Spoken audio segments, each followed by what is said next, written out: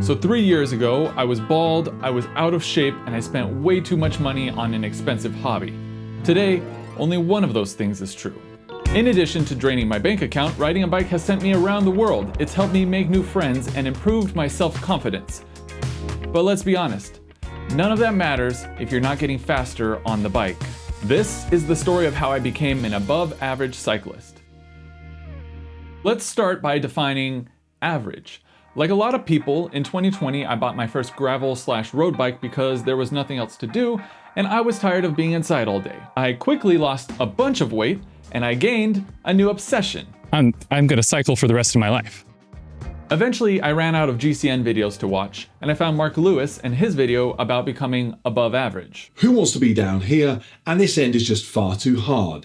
This is obviously the middle. You want to be here, above average, be better than most. Mark's philosophy intrigued me, especially since I had recently discovered that I was below average. Am I doing a coffee ride right? Every sport has a key metric. It's something the practitioners obsess over while their spouses, they don't care. Baseball players care about their batting average, gym bros talk about how much they can bench, and cyclists have an FTP. Functional threshold power is the amount of power you can sustain on a bike for about an hour. Tour de France pros can have an FTP above 400 watts. My first FTP was 234 watts. Weighing 180 pounds at the time, or 82 kilos, I could produce 2.85 watts per kilogram of body weight. That's well below the 5.5 to 6 watts per kilogram, you can tell I'm an American, the 5.5 to 6 watts per kg that the pros produce. This chart from intervals.icu shows how my power compared to 35,000 other men in my age group. As you can see, I was on the left side of the bell curve, below average. In that moment, my secret daydreams of being an undiscovered talent who would have been in the Tour de France if only I had started when I was younger were crushed, because I was normal. But maybe, if I tried really, really hard and started training, I could still be special. The first thing I tried was Peloton. They have a 6-week power training program that was actually a pretty decent option for a beginner cyclist. But, and it's a big but, I cannot lie, the power data that comes out of a Peloton bike is notoriously inaccurate. My Peloton's power was so inflated that for a brief moment, I honestly believed my FTP had miraculously grown to 317 watts in just a few weeks. In reality, it was 254. I learned this because once I saw the Peloton was inaccurate, I put a set of power meter pedals on my bike and I did a traditional 20-minute FTP test where you ride as hard as you can for 20 minutes, and your FTP is estimated by calculating 95% of your 20-minute average power.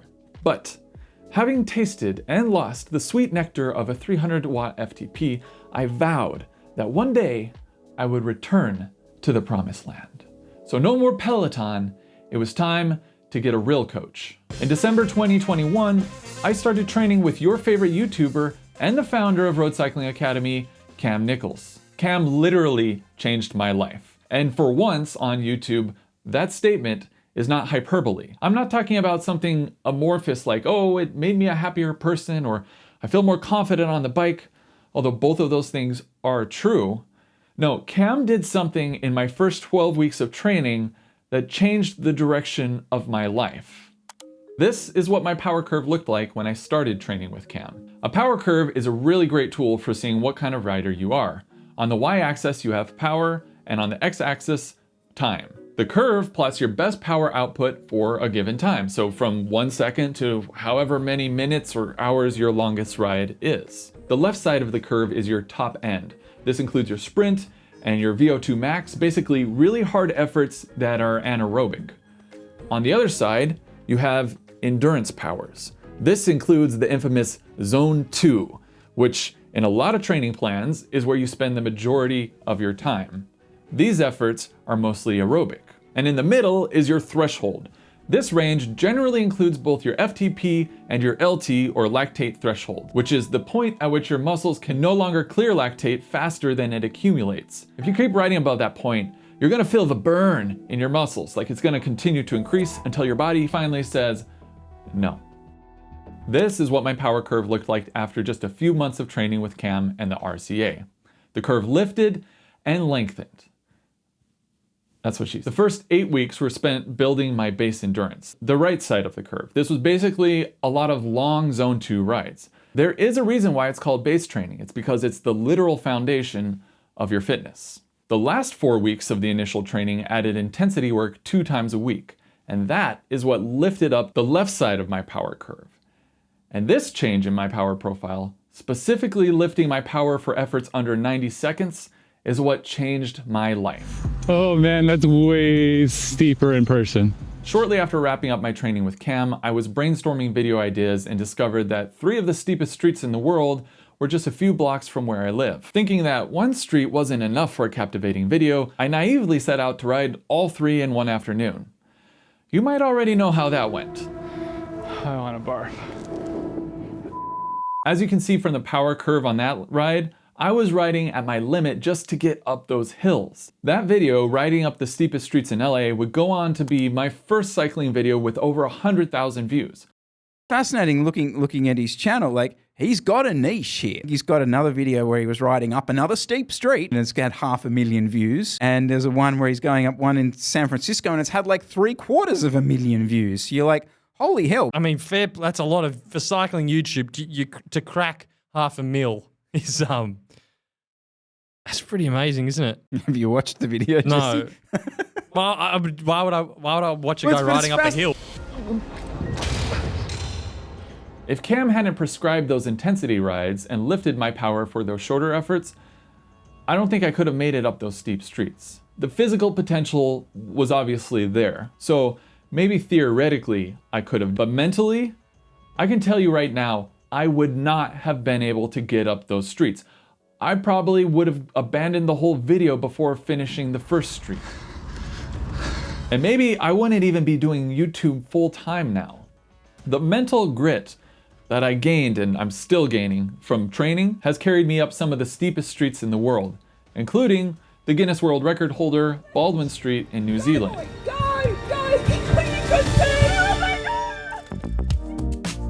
Around this time, Cam decided he had enough of me and dumped me gently into the arms of his new head coach, Ryan Thomas. Who's your favorite student? My favorite student, it's a hard one.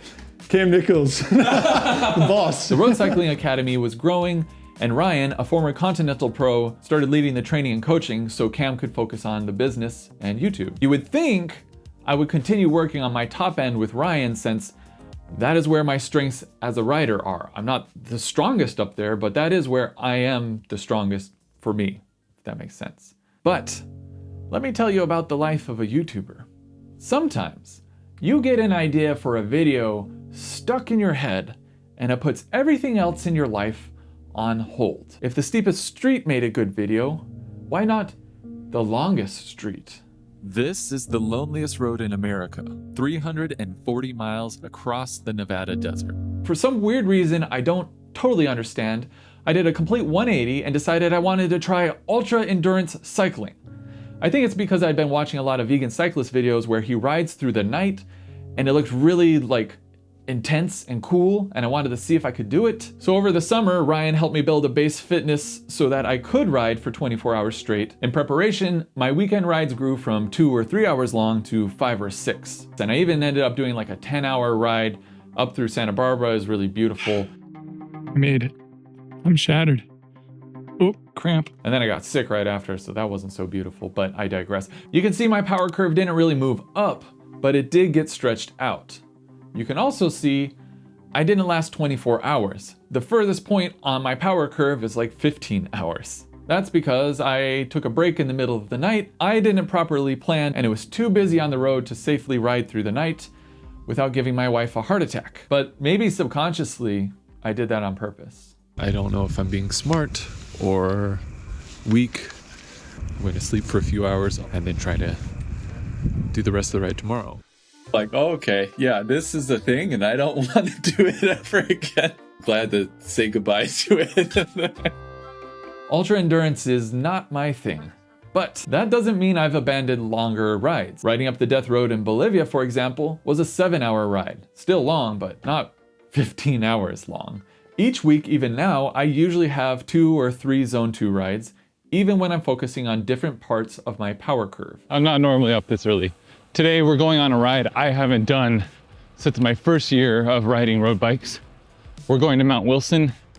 I've got a 4-hour base training ride today, so I figured this would be a good opportunity to try that ride out again. At the time, it was the most epic ride I had ever done. I think it was like 63 miles and 6,500 feet of climbing. Took me 5.5 hours. I'm not super fast. So I'm curious to see how it feels now. Made it up, got up here under 3 hours from my door, which I think is much, much faster. If you want to continue to build your fitness, you have to continue to build your base. Otherwise, the whole thing will crumble, like a foundation. If I'm making it sound like I know what I'm talking about, that's only thanks to Cam and Ryan. One of the best parts about being coached, in my opinion, is having access to Ryan and his knowledge, because he has so much knowledge. The way we work with RCA is it's a lot of education. When people come on, often they don't have a great idea of how to train and what they're doing it for and why they're doing certain efforts. So that educational aspect, I love that as well. So I get all these questions all the time and people say, I don't want to bother you, but I love answering that and I love teaching people. For example, you're trying to do steep streets. There's no one else that I coach who's trying to do steep streets. I've asked him questions about every aspect of training, from sprinting to nutrition and more, and I'm sure I will bother him with thousands of more questions. I also tend to be pretty hard on myself when things don't go exactly to plan or I fail an interval. And it's nice to have Ryan during those moments too. When people say like, oh, I failed this session, I failed that effort, it's like, that's fine, like we can do it again next week. Like, you obviously want to push yourself in every interval. This is what you want to do and how you improve. But if you have a bad session, think about a block of training. You may have 100 sessions. One session, that's like 1% of your training. Then you think about one interval in that session, it's like 0.1% of your training. It doesn't mean that much. It's getting 6 weeks of hard training in consistently, and that's your biggest benefit, or 8 weeks or 12 weeks, whatever that period is. My mind is constantly full, like I'm working on story ideas or planning and producing videos or just catching up on my bookkeeping or all of my personal responsibilities. It's really nice to know I have someone else who knows more than me designing and adjusting my training. Like, it's one less thing that I have to worry about. And he helps me balance my training out as well. Usually it's because I'm putting a last second new ride on the calendar for a video, and poor Ryan has to rework the entire plan that he worked on. The most valuable thing are the times when my schedule's really tight and I don't have a lot of time to train, because Ryan figures out how to get the most out of the little time that I do have. Toward the end of 2022, coming 1 year into training with the RCA, I came to my senses and I started training for steep streets again. But this time, in addition to training my sprint and my VO2 max, Ryan added threshold training, which not only lifted up the middle of my curve, it helped me gain more confidence in my strength as a cyclist, and the mental side of things is huge. Back in April of that year, I rode up Alpe d'Huez Zwift for an hour at threshold, which at the time was like around 265 watts. And I did it with my dog on my back, all in an attempt to steal a world record from Mark Lewis and his dog Nixon set a few months earlier. We beat the record. I argue it doesn't qualify because I've eaten burgers that weigh more than that thing. I never expected someone to rock up with something they stole from Paris Hilton's handbag. It was my mistake. I'm really proud of that video. It has like a fun plot twist, but the experience riding at threshold for an hour was brutal, especially being new to training, and I think it kind of scarred me. So when Ryan started prescribing threshold repeats later in the year, I was secretly terrified, but I trusted him and I did the workout. I just finished a workout of threshold repeats, 4 of them back to back for 10 minutes with 5-minute rest. For a lot of people, that's not a lot. For me, that's a lot. Like, I would not have been able to do that like 2 years ago. After just a few weeks, my power was increasing, and this was while the threshold efforts were getting longer. I went from 4 10-minute intervals at 270 watts to 4 12-minute intervals at 290 watts.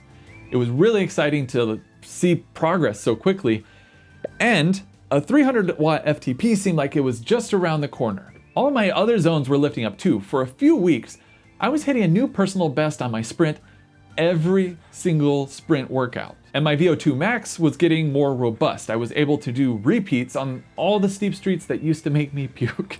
In April and May that year, I traveled around the world shooting cycling videos. which is the craziest sentence I have ever uttered. What an awesome experience. And I even got to meet Cam and Ryan in person while I was in Australia, and I went for a ride with Cam where he tried to kill me. Queensland, got you, mate. Yep. Training was basically on hold until I returned, and I was looking forward to it. I just knew I was going to blast through 300 watts as soon as I got home. My Death Road video has more details, but basically, after Bolivia, I was exhausted. Physically, mentally, emotionally. Even after a full recovery week where I didn't touch the bike, I just didn't have the heart to train. And I didn't even have the heart to ride my bike. Like for 2 months, from mid-May to mid-July, I barely touched it. Looking back at my training, I'm bummed that I didn't keep going, especially because right before all of this, I was in Bolivia, basically at 12,000 feet or like 3,600 meters above sea level for a week. So I imagine like the adaptations I would have had when I got home, I probably would have had a huge boost in performance. But that's not how last summer went down.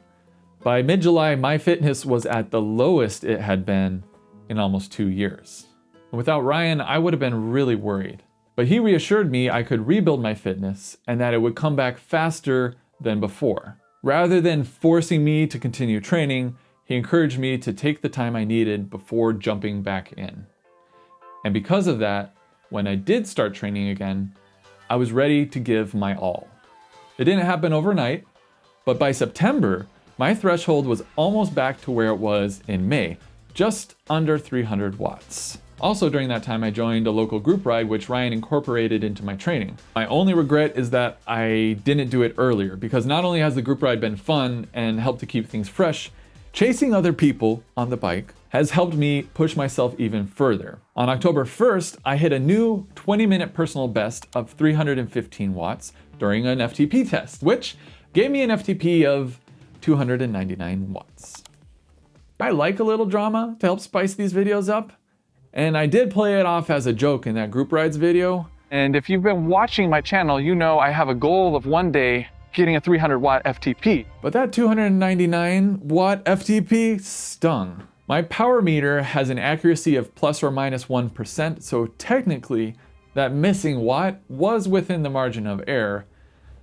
But if you think about it, it could also go the other way, and my FTP would be even lower, so... I think a lot of people can relate, though, because I hear when you talk to people about their goals, I want to get over 300. I want to hit over 300. It's the marker where everyone wants to hit. That was at the beginning of October, and as you can see on the chart, my fitness continued to go up a pretty good amount. I was training for the Dirty Dozen race in Pittsburgh. Ryan timed the build perfectly. The race included 13 intense efforts from 1 to 5 minutes, and they're all VO2 max or above. If I had tried to do that race in 2022, I would have failed. But this year, 2023, with all the training and peaking at the right time, I was able to compete in the licensed category, which is the second fastest category right below the pros. And I finished in the front half of the pack, which I believe, by definition, is above average, right? But how do we know? What about the numbers? What about that 300 watt FTP? Well, just after the Dirty Dozen, I hit an all-time 15-minute power, like personal best, of 337 watts. It wasn't a traditional FTP test. But essentially, like if you researchers, for example, when they just look back at people's power data, they look at their peak power for a 6-month period and then analyze that. Doesn't matter where you get them because that's essentially what you're able to do. That's your capacity. So, 303. Yeah! What it says it is, and that effort I would say it probably even might be a touch higher. In fact, intervals.icu estimated my peak FTP this season 316 watts. Yeah! Nice! Even with my big gap this summer and all of the curveballs I threw Ryan by changing training plans over and over again just for YouTube videos, you can't argue with the results. The pink line is from my baseline tests when I started training with the Road Cycling Academy, and the purple line is this season, 2 years later. The RCA helped me become above average. And they did that while helping me build my confidence, getting me fit enough to do amazing rides. And maybe the best thing is that on those rides, I've met new friends. So I guess what I'm saying is, I still want to get faster. I forgot to talk about my hair. I started taking finasteride and got most of it back. Not all of it. I'm still receding. It's still kind of thin on the top. So, you know, Dr. Gary, if you want to hit me up for a collab hair transplant, I'm down.